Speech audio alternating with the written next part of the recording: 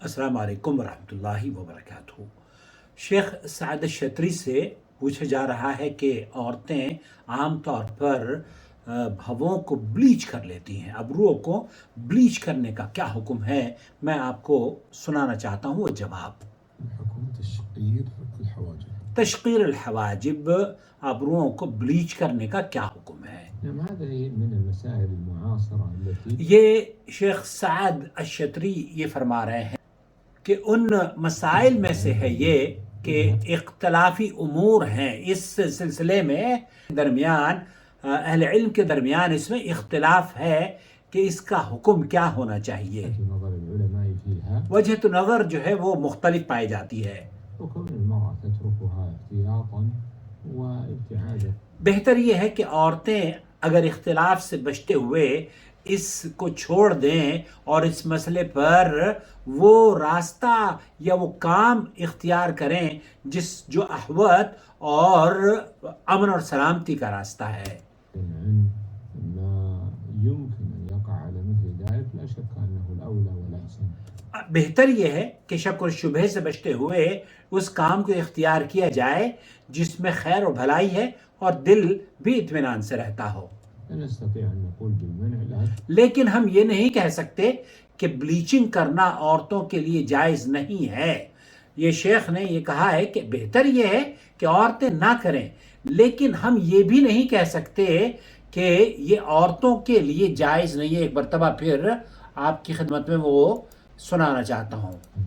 نستطيع أن نقول بالمنع، لیکن لا نستطيع نقول بالمنع، لیکن اس کو ہم منع نہیں کر سکتے، لیکن اس کے باوجود جو شیخ کی رائے ہے وہ آپ کی خدمت میں۔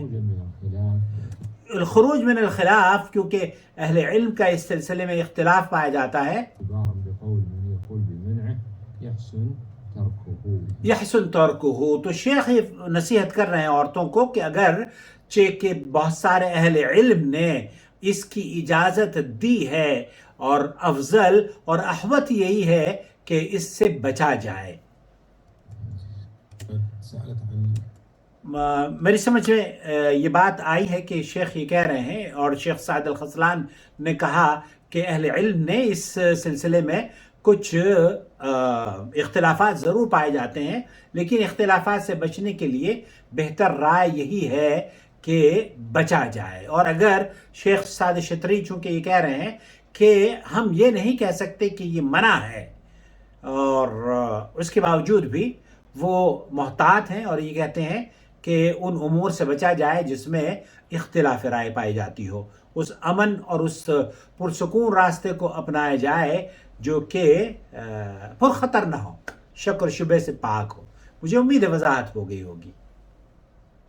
وما أرسلنا من قبلك إلا رجالا نوحي إليهم فاسألوا أهل الذكر إن كنتم لا تعلمون بالبينات والزبر وأنزلنا إليك الذكر لتبين للناس ما نزل إليهم ولعلهم يتفكرون أفأمن الذين مكروا السيئات أن يخسف الله بهم الأرض أو يأتيهم العذاب من حيث لا يشعرون